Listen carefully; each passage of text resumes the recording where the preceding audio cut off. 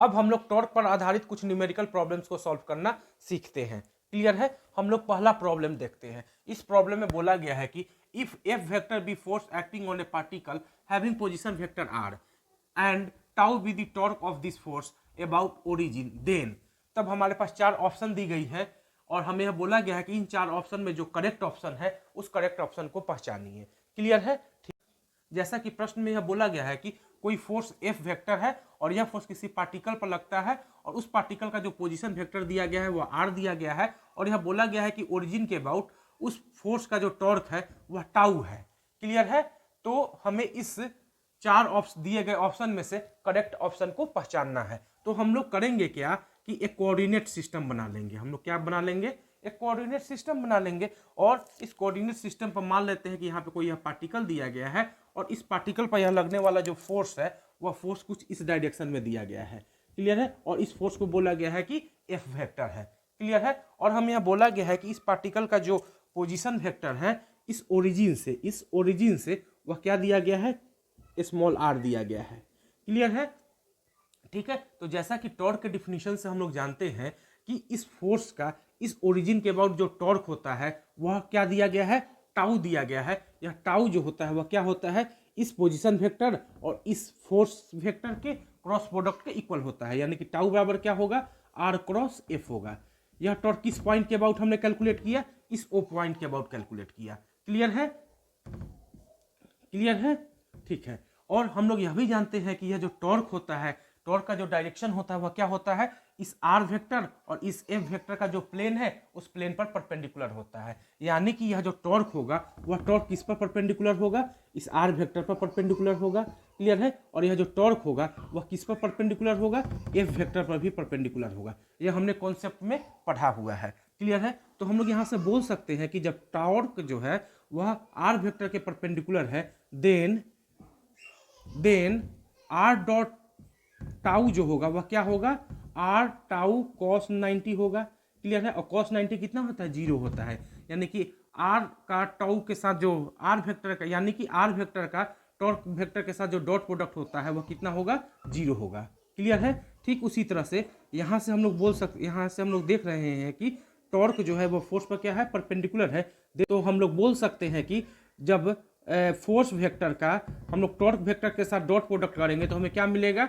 F dot tau into cos 90 मिलेगा। और cos 90 कितना होता है? 0 होता है। यानी कि फोर्स वेक्टर का टॉर्क वेक्टर के साथ जब डॉट प्रोडक्ट करेंगे तो भी हमें क्या मिलेगा? 0 मिलेगा। यानी कि आर वेक्टर का टाउ वेक्टर के साथ जो डॉट प्रोडक्ट होगा वह भी 0 होगा और फोर्स वेक्टर का टॉर्क वेक्टर के साथ जो डॉट प्रोडक्ट होगा सो भी क्या होगा? 0 होगा। तो जब हम लोग ऑप्शन देखेंगे तो हमें कौन सा ऑप्शन मिलेगा? आर डॉट टाउ 0 है और एफ डॉट टाउ 0 है। यानी कि ए ऑप्शन जो है वह हमारा करेक्ट ऑप्शन है। क्लियर है? ठीक है। तो इस प्रॉब्लम का जो सॉल्यूशन होगा वह क्या होगा? ए होगा। क्लियर? ओके। अब हम लोग सेकंड एग्जांपल देखते हैं। इस एग्जांपल में बोला गया है कि a particle of mass m is attached to a string from one end and rotating in a circular path about other end, find torque of tension about centre. Clear है? हमें यह बोला गया है कि हमारे पास कोई एक स्ट्रिंग दी गई है और स्ट्रिंग के एक एंड से क्या दिया गया है? एम मास का कोई पार्टिकल को अटैच कर दिया गया है और यह पार्टिकल स्ट्रिंग के दूसरे एंड को सेंटर मानते हुए एक सर्कुलर पाथ पे यह पार्टिकल क्या करने लग रहा है? मूव करना चालू कर दे रहा है। तो हमें यह बोला गया है कि इस स्ट्रिंग में जो टेंशन प्रोड्यूस हो रहा है उस टेंशन का टॉर्क कैलकुलेट करके बताइए। क्लियर है? अब हम लोग एग्जाम्पल नंबर 2 देखते हैं। इस एग्जाम्पल में बोला गया है कि a particle of mass m is attached to a string from one end and rotating in a circular path about other end, find torque of tension about centre. ठीक है। तो मान लेते हैं कि यह हमारे पास एक स्ट्रिंग है और इस स्ट्रिंग का जो लेंथ है वह l है।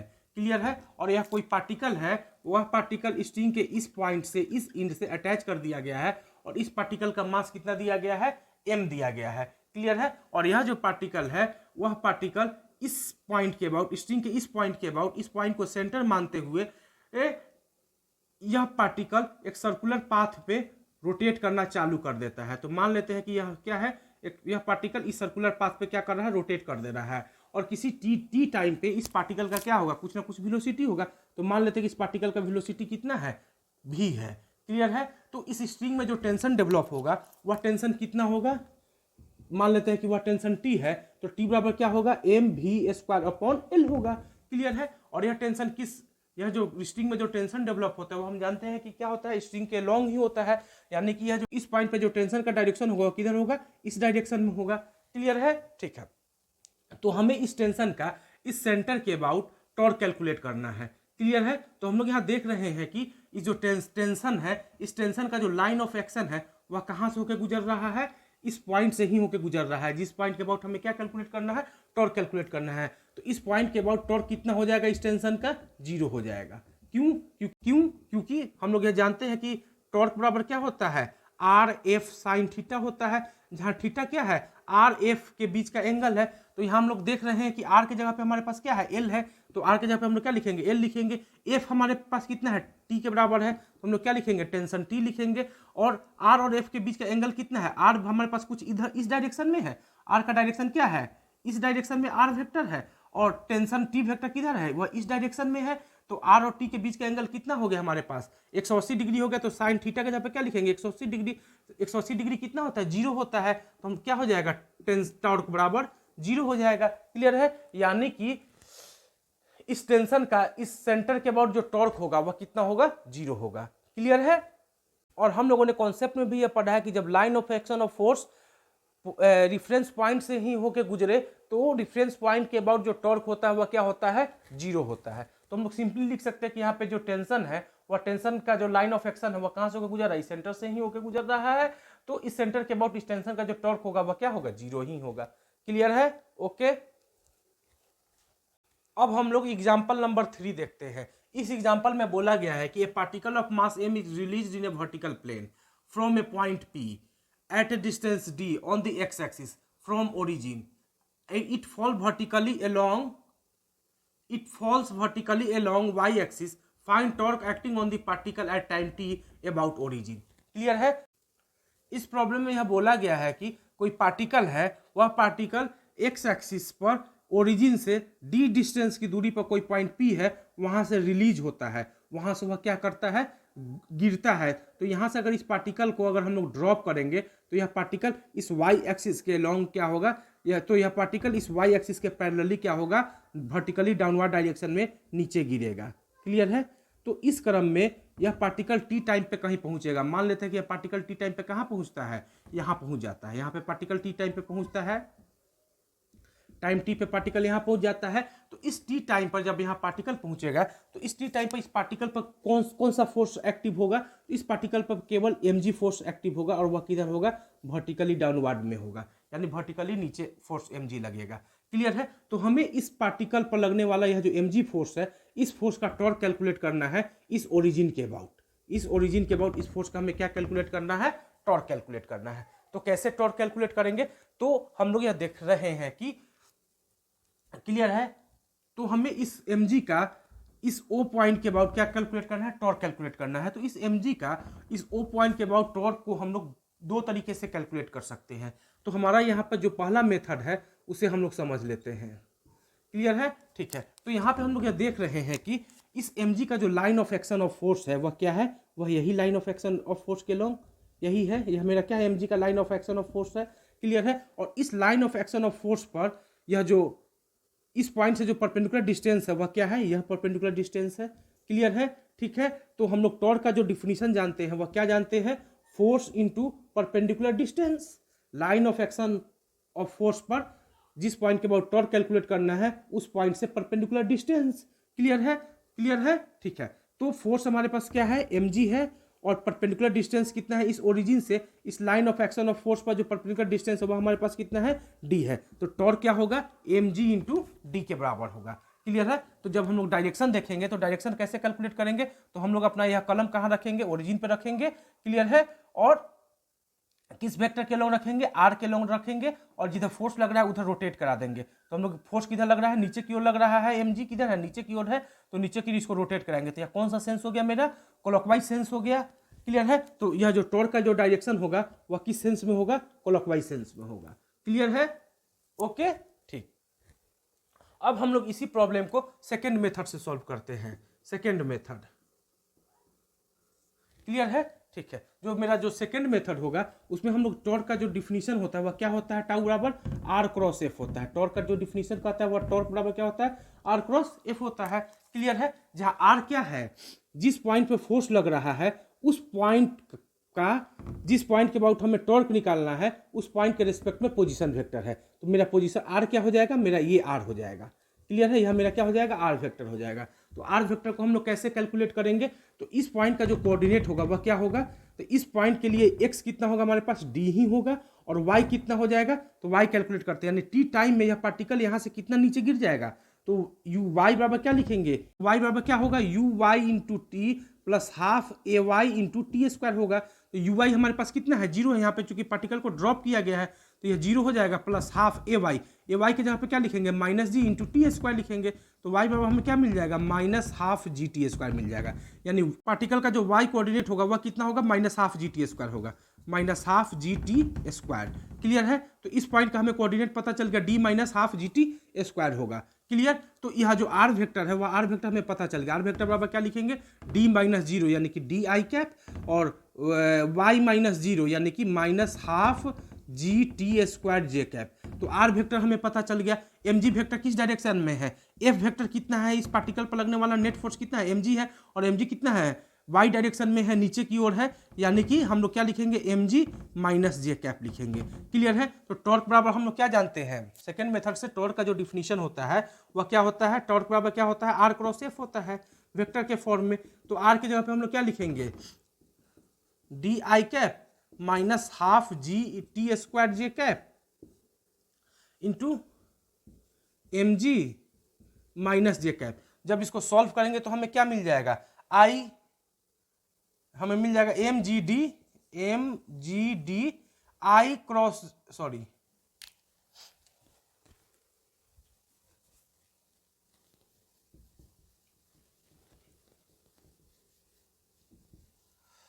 क्लियर है, तो सेकेंड मेथड से हम लोग सॉल्व करेंगे तो हमें क्या मिलेगा, सेकेंड मेथड हमें क्या पता चल गया, आर वेक्टर पता चल गया, ए वेक्टर पता चल गया। तो टॉर्क का जो डिफिनीशन होता है वह क्या जानते हैं, टॉर्क वेक्टर बराबर क्या होता है, आर क्रॉस एफ होता है। क्लियर है, तो आर की जगह पे हम लोग कितना लिखेंगे, कुछ इतना लिखेंगे, क्या लिखेंगे, डी आई cap minus half g into T square जे cap cross m g minus j cap. Clear है, तो जब इसको हम लोग सॉल्व करेंगे तो हमें क्या मिलेगा, डी एम जी क्या मिलेगा, डी एम जी आई क्रॉस जे कितना होता है, आई क्रॉस जे के होता है। क्लियर है, तो हमें यहाँ क्या मिल जाएगा, माइनस के कैप मिलेगा।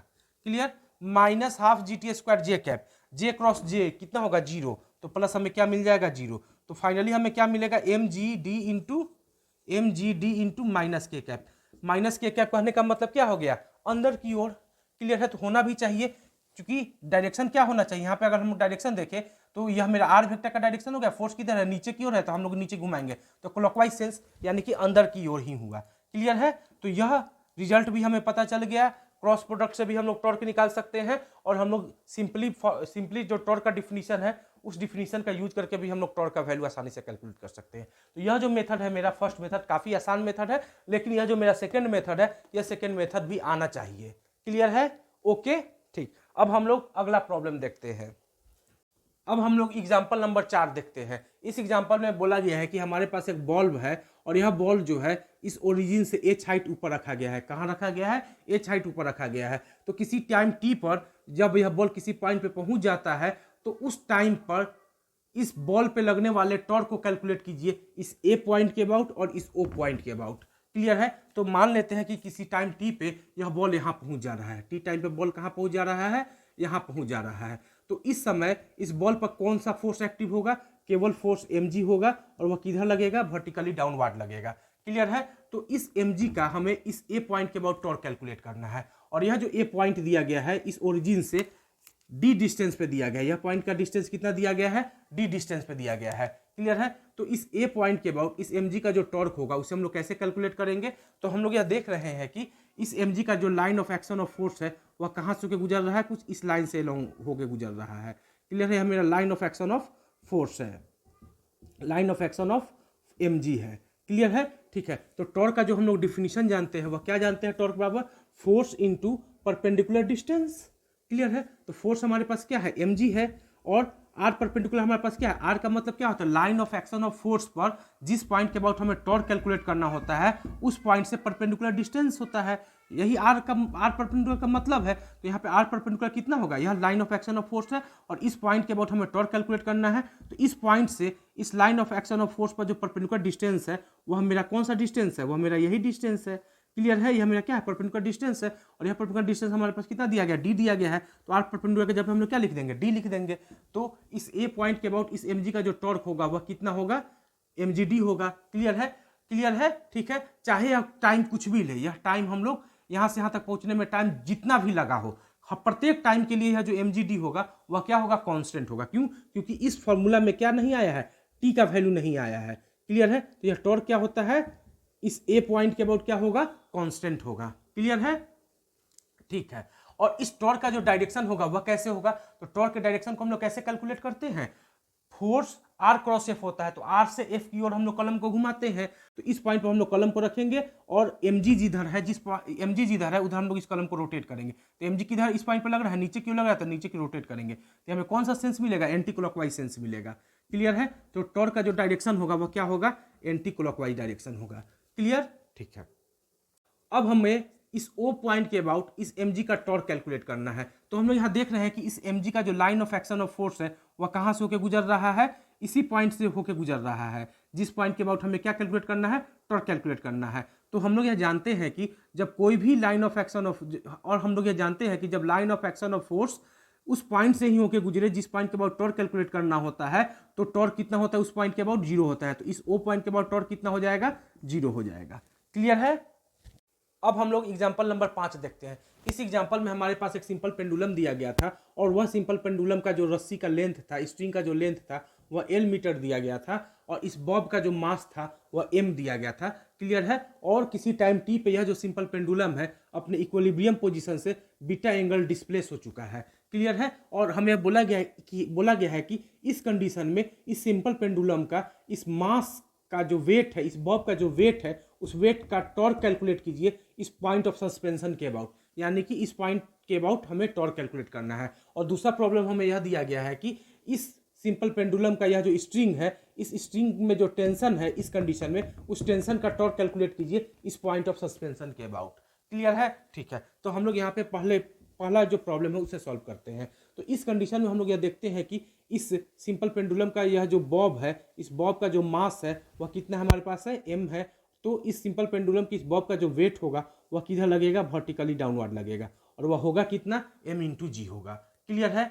तो हमें इस mg का टॉर्क कैलकुलेट करना है इस O पॉइंट के अबाउट। क्लियर है? और यह O पॉइंट कौन सा पॉइंट है, यह पॉइंट ऑफ सस्पेंशन है। इस पॉइंट के अबाउट हमें क्या कैलकुलेट करना है, इस mg का टॉर्क कैलकुलेट करना है। तो हम लोग कैसे कैलकुलेट करेंगे, तो हम लोग करेंगे क्या कि इस mg के लाइन ऑफ एक्शन को एक्सटेंड कर देंगे कुछ इस तरीके से।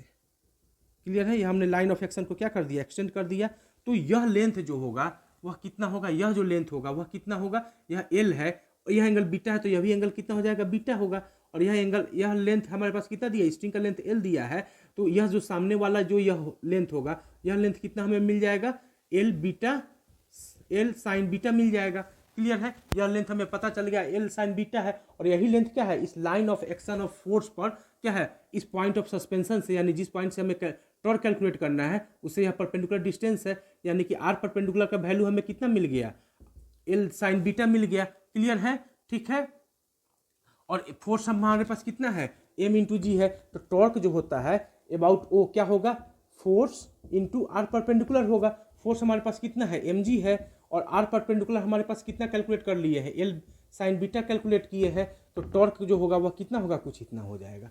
क्लियर है? और इस टॉर्क का जो होगा डायरेक्शन हमको कैलकुलेट करना हो, तो टॉर्क का डायरेक्शन हम लोग कैसे कैलकुलेट करेंगे, तो हम अपना कलम कहाँ रखेंगे, जिस पॉइंट के बाद टॉर्क कैलकुलेट करना है वहां रखेंगे, और इस कलम को किस लाइन के लॉन्ग कर देंगे, इस आर वेक्टर के लॉन्ग कर देंगे, और इसको किधर मुड़ाएंगे, जिधर फोर्स है। तो फोर्स किधर है मेरा, नीचे की ओर है, तो हम लोग इस कलम को नीचे मुड़ाएंगे। तो कैसे रोटेट करेगा, क्लॉकवाइज सेंस में रोटेट करेगा। तो इस टॉर्क का जो डायरेक्शन होगा वह किस सेंस में होगा, क्लॉकवाइज सेंस में होगा। क्लियर है? ठीक है। तो पहला हमने प्रॉब्लम सॉल्व कर दिया। अब हमें बोला गया है कि इस स्ट्रिंग में जो टेंशन प्रोड्यूस हो रहा है उस टेंशन का हमें टॉर्क कैलकुलेट करना है, किस पॉइंट के अबाउट, इस पॉइंट ऑफ सस्पेंशन के अबाउट।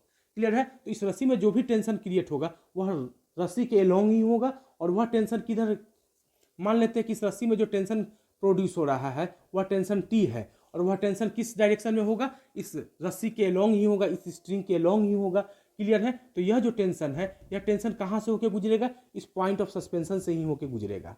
क्लियर है। यह टेंशन कहाँ से होकर गुजर रहा है, इस पॉइंट ऑफ सस्पेंशन से ही होकर गुजरेगा। क्लियर। जब इस टेंशन का हम लोग line of action of force बनाएंगे तो यह टेंशन कहाँ से होकर गुजरता हुआ हमको दिखाई देगा, इस वही से होकर गुजरता हुआ दिखाई देगा। क्लियर है। और हमें यह पता है कि जब कोई भी line of action of force जिस पॉइंट के अबाउट टॉर्क कैलकुलेट करना है उसी पॉइंट से होकर गुजरे, तो उस फोर्स का उस पॉइंट के बाद जो टॉर्क होता है वह कितना होता है, जीरो होता है। क्लियर है। तो हम लोग यहाँ देख रहे हैं कि ये जो टेंशन है, इस टेंशन का जो line of action of force है वह कहाँ से होकर गुजर रहा है, इस पॉइंट से ही होकर गुजर रहा है, जिस पॉइंट के बाद हमें क्या कैलकुलेट करना है, टॉर्क कैलकुलेट करना है। इस पॉइंट के बाद इस टेंशन का जो टॉर्क होगा वह कितना होगा, जीरो होगा। क्लियर है। ठीक है। ओके। तो अब हम लोग एग्जाम्पल नंबर 6 देखते हैं। इस एग्जाम्पल में हमारे पास एक पार्टिकल दिया गया है, और इस पार्टिकल को इनिशियल वेलोसिटी u के साथ किसी एंगल थीटा पे प्रोजेक्ट कर दिया जा रहा है। तो यह पार्टिकल जो है प्रोजेक्टाइल मोशन करेगा। तो हमें यह बोला गया है कि जब यह पार्टिकल अपने मैक्सिमम हाइट पे पहुंचता है, यानी कि यहाँ पे पहुंचता है, यह मेरा क्या है, मैक्सिमम हाइट है। तो इस हाइट पर जब पार्टिकल पहुंचता है तो हमें इस पार्टिकल पर जितना सारा फोर्स लग रहा है उस फोर्स का टॉर्क कैलकुलेट करना है इस पॉइंट ओ के अबाउट। क्लियर है। ठीक है। तो जब पार्टिकल मैक्सिमम हाइट पर पहुंचेगा तो इस समय पार्टिकल पर कौन सा फोर्स लगेगा, केवल mg लगेगा, और वह किस डायरेक्शन में लगेगा, वर्टिकली डाउनवर्ड डायरेक्शन में लगेगा। क्लियर है। तो इस पॉइंट ओ के अबाउट हमें इस mg का टॉर्क कैलकुलेट करना है। क्लियर है। तो पहला जो हमारे पास प्रॉब्लम है यही बोला गया है। तो टॉर्क बराबर हम लोग क्या जानते हैं, फोर्स इंटू परपेंडिकुलर डिस्टेंस जानते हैं। क्लियर है। तो जब हम लोग इस mg को, यानी कि इस पॉइंट पर जब पार्टिकल पहुंच जा रहा है, अपने मैक्सिमम हाइट पर जब पार्टिकल पहुंच जा रहा है, तो इस पॉइंट पर पार्टिकल पर लगने वाला फोर्स क्या है, mg है। जब इस mg फोर्स के लाइन ऑफ एक्शन को हम लोग आगे बढ़ाते हैं, यह मेरा क्या हो जाएगा, mg का line of action of force होगा। क्लियर है। तो इस mg के line of action of force पर इस पॉइंट से जो परपेंडिकुलर डिस्टेंस होगा वह क्या होगा, ये डिस्टेंस होगा, और यह डिस्टेंस होगा कितना, इस पूरे डिस्टेंस का हाफ डिस्टेंस होगा, यानी कि कितना होगा, r/2 होगा। और r क्या होता है, r बराबर जो होता है वह क्या होता है, u square sine 2 theta upon g होता है। क्लियर है। अपॉन क्या होता है, g होता है। क्लियर है। ठीक है। तो यानी कि हमारे पास जो परपेंडिकुलर डिस्टेंस आएगा वह क्या आएगा, r/2 आ जाएगा। तो फोर्स की जगह पे हम लोग क्या लिखेंगे, mg लिखेंगे। क्लियर है। r परपेंडिकुलर हमारे पास कितना होगा, r/2 होगा, और r हमारे पास क्या है, u square sine 2 theta upon g 2g हो जाएगा। क्लियर है। तो यहाँ से g कैंसिल आउट हो जाएगा, तो हमें फाइनली क्या मिलेगा, u square m sine 2 theta upon 2 मिलेगा। क्लियर है। तो टॉर्क जो होगा इस ओ पॉइंट के अबाउट इस mg का जो टॉर्क होगा वह कितना होगा, इतना होगा। क्लियर है। क्लियर है। तो अब हम इस टॉर्क का डायरेक्शन हमको कैलकुलेट करना है। तो हमने टॉर्क किस पॉइंट के अबाउट कैलकुलेट किया है, इस पॉइंट के अबाउट कैलकुलेट किया है। तो हम लोग यहाँ पे अपना कलम रखेंगे, और यह मेरा क्या हो जाएगा, r हो जाएगा, परपेंडिकुलर लेंथ हो जाएगा। क्लियर है। और हम लोग क्या करेंगे, यह मेरा क्या line of action of force है, तो हम लोग line of action of force के लॉन्ग इसको रोटेट करा देंगे, यानी mg जिधर लग रहा है उधर क्या कर देंगे, रोटेट करा देंगे। तो किस डायरेक्शन में रोटेट कर रहा है, क्लॉकवाइज सेंस में रोटेट कर रहा है। तो टॉर्क का जो डायरेक्शन होगा वह क्या हो जाएगा, क्लॉकवाइज हो जाएगा। क्लियर है। ठीक है। अब हम लोग सेकेंड केस सॉल्व करते हैं, बी नंबर के सॉल्व करते हैं। जब पार्टिकल यहाँ पे पहुँच जा रहा है, तो इस पॉइंट पे जब पार्टिकल पहुँचता है तो इस पॉइंट पर जो भी फोर्स इस पार्टिकल पे लग रहा है उस फोर्स का हमें टॉर्क कैलकुलेट करना है इस ओ पॉइंट के अबाउट। क्लियर है। तो कैसे कैलकुलेट करेंगे, तो हम लोग यहाँ देखेंगे कि इस पॉइंट पर जो फोर्स है वह केवल क्या है, mg है। क्लियर है। फोर्स किधर है, केवल क्या है, mg है। तो इस mg का line of action of force क्या है, कुछ यही है, यही मेरा line of action of force है mg का। क्लियर है। और इस पॉइंट से line of action of force पर जो परपेंडिकुलर डिस्टेंस है वह कौन सा डिस्टेंस होगा, यही डिस्टेंस होगा, और यह डिस्टेंस होगा कितना, r के इक्वल होगा। क्लियर है। ठीक है। तो टॉर्क का जो फॉर्मूला होता है हम लोग क्या जानते हैं, फोर्स इंटू r परपेंडिकुलर जानते हैं। फोर्स की जगह पे हम लोग क्या लिखेंगे, mg लिखेंगे, और r परपेंडिकुलर हमारे पास क्या होगा, इस r के बराबर होगा, क्योंकि इस पॉइंट से यह जो परपेंडिकुलर डिस्टेंस होगा मेरा वह यही डिस्टेंस ना है। तो r हमारे पास, r परपेंडिकुलर हमें कितना मिल जाएगा, r ही मिल जाएगा। क्लियर है। और r के जगह पे हम लोग क्या जानते हैं, u square sine 2 theta upon क्या जानते हैं, g जानते हैं, g कैंसिल आउट हो जाएगा। तो टॉर्क बराबर हमें क्या मिलेगा, u square m into sine 2 theta मिलेगा। क्लियर है। क्लियर है। ये हमें क्या मिल जाएगा, इस पॉइंट के अबाउट इस फोर्स का, इस पोजीशन पर जो पार्टिकल पर फोर्स लग रहा है उस फोर्स का क्या है, टॉर्क है। और जब हम लोग इस टॉर्क के डायरेक्शन को देखेंगे तो हम लोग क्या करेंगे, इस पॉइंट के अबाउट हमने टॉर्क कैलकुलेट किया, तो इस पॉइंट पे अपना कलम रखेंगे और mg को देखेंगे, mg किधर है, नीचे है, तो नीचे ही हम लोग इसको रोटेट करा देंगे। तो यहाँ किस डायरेक्शन में रोटेट करेगा बताओ, क्लॉकवाइज सेंस में रोटेट करेगा, तो इस टॉर्क का जो डायरेक्शन होगा वो भी क्या होगा, क्लॉकवाइज सेंस में होगा। क्लियर है, ठीक है, ओके। अब हम लोग एग्जाम्पल नंबर 7 देखते हैं। इस एग्जाम्पल में बोला गया है कि यह हमारे पास एक्स वाई एक्सिस है, क्लियर है, और एक्स वाई एक्सिस के इस एक्स वाई प्लेन में कोई पार्टिकल दिया गया है, इस पार्टिकल का मास m दिया गया है, और यह पार्टिकल का जो कोऑर्डिनेट दिया गया वह 3,5 दिया गया है, क्लियर है, और इस पार्टिकल पर जो लगने वाला फोर्स है वह 10 i कैप दिया गया है, क्लियर है। तो हमें यह बोला गया है कि इस पार्टिकल पर लगने वाले इस फोर्स का इस ए पॉइंट के अबाउट, इस ओ पॉइंट के अबाउट, इस बी पॉइंट के अबाउट टॉर्क कैलकुलेट कीजिए। क्लियर है, ठीक है। तो पहले हम लोग ए पॉइंट के अबाउट टॉर्क कैलकुलेट करते हैं। क्लियर है, torque about point A, clear है। तो ए पॉइंट के अबाउट टॉर्क कैसे कैलकुलेट करेंगे, तो हम लोग यहाँ देख रहे हैं कि इस पॉइंट का कोऑर्डिनेट हमारे पास कितना है, 3,5 है, क्लियर है। तो यह लेंथ हमारे पास कितना हो जाएगा, 3 हो जाएगा, और यह लेंथ हमारे पास कितना हो जाएगा, 5 हो जाएगा। यानी कि इस पॉइंट का जो कोऑर्डिनेट होगा वह कितना हो जाएगा, वह कितना हो जाएगा 0,5। इस पॉइंट का, ए पॉइंट का कोऑर्डिनेट कितना हो जाएगा 0, क्या हो जाएगा 5 हो जाएगा। क्लियर है, क्लियर है। तो इस पॉइंट के लिए इस ए पॉइंट के रेस्पेक्ट में जो पोजीशन वेक्टर होगा वह आर वेक्टर, वह कितना होगा, आर वेक्टर जो होगा वह क्या होगा 3,0 यानी कि 3 i कैप प्लस 5 - 5 यानी कि 0 j कैप होगा। और एफ वेक्टर हमारे पास कितना दिया गया है, वह 10 i कैप दिया गया है। क्लियर है। तो टॉर्क बराबर हम लोग क्या जानते हैं, टॉर्क अबाउट पॉइंट ए कितना होगा, आर क्रॉस एफ होगा। क्लियर, आर हमारे पास कितना है 3 i कैप है, और क्रॉस एफ कितना है हमारे पास 10 j कैप है, 10 कितना है i कैप है। तो टॉर्क कितना हो जाएगा 0 हो जाएगा। तो इस पॉइंट के अबाउट, ए पॉइंट के अबाउट इस फोर्स का जो टॉर्क होगा वह कितना होगा 0 होगा। और होना भी चाहिए, क्यों, क्योंकि हम लोग यह देख रहे हैं कि इस फोर्स का जो line of action of force है वह कहाँ से होकर गुजर रहा है, इसी पॉइंट ए से ही होकर गुजर रहा है। और हम लोग यह जानते हैं कि जब line of action of force जिस पॉइंट के अबाउट टॉर्क कैलकुलेट करना हो उसी पॉइंट से होकर गुजरे, तो उस पॉइंट के अबाउट टॉर्क कितना होता है उस फोर्स का 0 होता है। तो 0 होना भी चाहिए। क्लियर है। दूसरा रूप से हम लोग यह देख सकते हैं कि यह जो मेरा आर वेक्टर है, दूसरा कॉन्सेप्ट हम लोग यह भी देख सकते हैं जो मेरा आर वेक्टर है वह किसके पैरेलल है, ए वेक्टर के पैरेलल है। तो जब हम लोग यह भी पढ़े हैं कि जब आर वेक्टर ए वेक्टर के पैरेलल हो तो टॉर्क कितना होता है 0 होता है। क्लियर है। तो हम लोग यहाँ 0 भी डायरेक्ट लिख सकते हैं कि इस ए पॉइंट के अबाउट इस फोर्स का जो टॉर्क होगा वह 0 होगा। क्लियर है। नहीं तो हम लोग इस तरह सॉल्व करके लिखेंगे।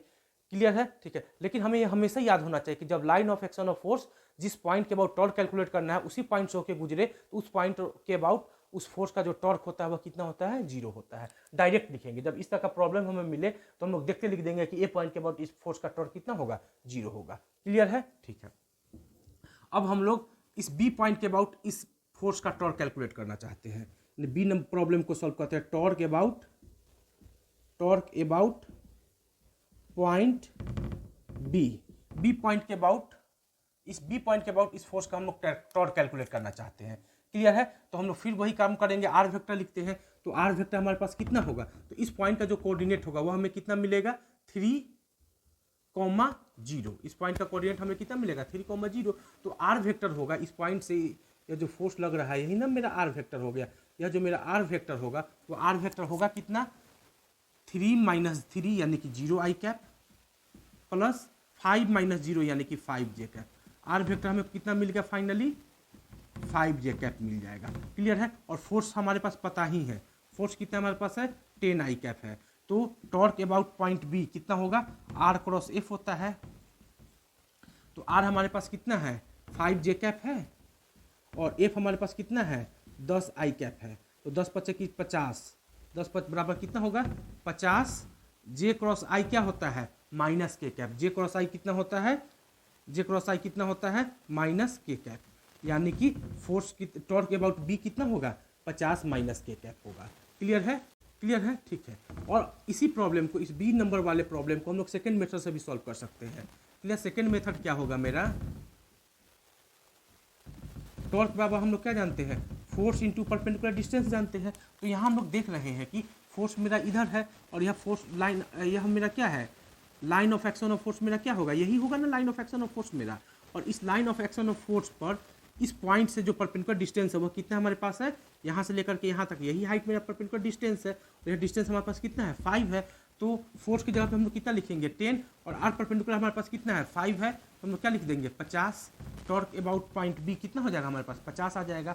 क्लियर है, 50 क्या न्यूटन मीटर, यूनिट लिख देंगे न्यूटन इंटू मीटर। क्लियर है, ठीक है। और इस फोर्स, इस टॉर्क का जो डायरेक्शन होगा उसे कैसे कैलकुलेट करेंगे, हमें इस बी पॉइंट के अबाउट ना इस फोर्स का टॉर्क कैलकुलेट करना है, तो बी पर अपना कलम रखेंगे और फोर्स किधर है, इस डायरेक्शन में है, इधर इस डायरेक्शन में है, तो कलम को इस डायरेक्शन में हम रोटेट करेंगे, तो यह मेरा कौन सा डायरेक्शन होगा, क्लॉकवाइज सेंस होगा, तो सेंस क्या हो जाएगा, क्लॉकवाइज सेंस हो जाएगा। क्लियर है, तो इस तरीके से सॉल्व करें तब, या इस फॉर्मूला का यूज करके सॉल्व करें तब, बात बराबर ही है। यह जो फार्मूला है यह काफ़ी आसान फार्मूला सॉल्व, यह इस फार्मूला का जब हम लोग यूज करेंगे यह फार्मूला सवाल को क्या कर देगा, काफ़ी इजी बना देगा। क्लियर है, तो फोर्स का जो टॉर्क का जो यूनिट होता है वह क्या होता है, न्यूटन मीटर होता है। तो जब जहाँ जहाँ हम लोग टॉर्क सॉल्व करेंगे तो टॉर्क का जो भी वैल्यू आएगा उसके साथ न्यूटन इंटू मीटर अटैच कर देंगे। क्लियर है, ठीक है। अब हम लोग इसी प्रॉब्लम में जो तीसरा पॉइंट बोला गया है सी ओ पॉइंट, यानी हमें इस ओ पॉइंट के अबाउट इस फोर्स का हमें क्या कैलकुलेट करना है, टॉर्क कैलकुलेट करना है। क्लियर है, तो सी नंबर प्रॉब्लम को हम लोग यहाँ सॉल्व करते हैं। Torque about point O. Clear है, ओ पॉइंट के अबाउट टॉर्क को कैसे कैलकुलेट करेंगे, तो बहुत आसान है।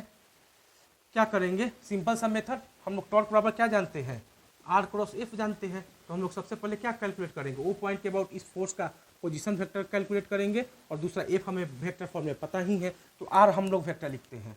तो आर वेक्टर को लिखने के लिए हम लोग क्या कर दिए, यही मेरा आर वेक्टर हो जाएगा, और यहाँ आर वेक्टर होगा कितना, यह जो आर वेक्टर होगा वह होगा कितना, इस पॉइंट का कोऑर्डिनेट हमें कितना पड़ता है 3,5 है, और इस ओरिजिन का जो कोऑर्डिनेट होता है वो कितना होता है 0,0 होता है। तो आर वेक्टर जो मेरा होगा वह 3,0 या सॉरी 3, तो आर वेक्टर जो मेरा होगा वह कितना होगा 3 - 0 यानी कि 3 आई कैप। क्लियर है, और 5 - 0 यानी कि +5 जे कैप। तो आर वेक्टर हमें पता चल गया इतना है, और एफ वेक्टर हमारे पास पता ही है, एफ वेक्टर हमारे पास कितना 10 आई कैप है। क्लियर है, तो टॉर्क अबाउट पॉइंट ओ कितना हो जाएगा, आर क्रॉस एफ, आर के जगह पर हम लोग क्या लिखेंगे 3 आई कैप +5 जे कैप क्रॉस 10 आई कैप। 3 आई कैप इंटू 10 आई कैप कितना हो जाएगा, आई कैप क्रॉस आई कैप क्या होता है 0 होता है, यानी कि 3 आई कैप क्रॉस 10 आई कैप क्या हो जाएगा 0 हो जाएगा मिल करके। और अब हमें बचेगा कितना 5 जे कैप, तो 5 जे कैप क्रॉस 10 आई कैप यानी 50 जे क्रॉस आई क्या होता है माइनस के होता है, माइनस के कैप होगा। यानी कि इस टॉर्क अबाउट पॉइंट ओ, इस पॉइंट ओ के अबाउट जो टॉर्क होगा इस फोर्स का वह कितना होगा 50 माइनस के कैप होगा, न्यूटन मीटर होगा। क्लियर है, क्लियर है। तो इस तरीके के प्रॉब्लम को हम लोग कैसे सॉल्व करेंगे आपको अच्छी तरह से समझ में आ गया होगा। क्लियर, अब हम लोग अगला प्रॉब्लम देखते हैं। क्लियर है, अब हम लोग एग्जाम्पल नंबर 8 देखते हैं। इस एग्जाम्पल में हमें बोला गया कि ये फोर्स इतना, या कोई फोर्स है वह किसी पॉइंट इतना पे लग रहा है, तो हमें इस फोर्स का इस पॉइंट के अबाउट टॉर्क कैलकुलेट करना है। क्लियर है, ठीक है। तो मान लेते हैं कि हम लोग इस तरह के प्रॉब्लम को सॉल्व करने के लिए हम लोग एक कोऑर्डिनेट सिस्टम बना देते हैं XYZ में। क्लियर है, ठीक है। तो हमारे पास कोई पॉइंट दिया गया है, इस पॉइंट का कोऑर्डिनेट दिया गया है 1, -1, 2, और इस पॉइंट पर कोई फोर्स लग रहा है कुछ इस तरीके से। यह फोर्स का जो वैल्यू दिया गया वह कुछ इतना दिया गया आई कैप जे कैप में 3 आई कैप +2 जे कैप -4 जे कैप दिया गया है। क्लियर है, ठीक है। तो हमें यह बोला गया है कि इस फोर्स का इस पॉइंट के अबाउट टॉर्क कैलकुलेट करना है। तो हमारे पास एक दूसरा पॉइंट कोई है, मान लेते हैं पॉइंट यहाँ है 2, -1, 3, यह कोई पॉइंट है। इस पॉइंट के अबाउट हमें क्या करना है, इस फोर्स का टॉर्क कैलकुलेट करना है। तो क्लियर है, तो हम लोग इस पॉइंट को ए बोल देते हैं और इस पॉइंट को क्या बोल देते हैं, बी बोल देते हैं। तो ए पॉइंट पर कोई फोर्स इतना लग रहा है और हमें इस फोर्स का इस बी पॉइंट के अबाउट क्या करना है, टॉर्क कैलकुलेट करना है। तो सबसे पहले हम लोग क्या कैलकुलेट करेंगे, आर वेक्टर कैलकुलेट करेंगे। तो आर वेक्टर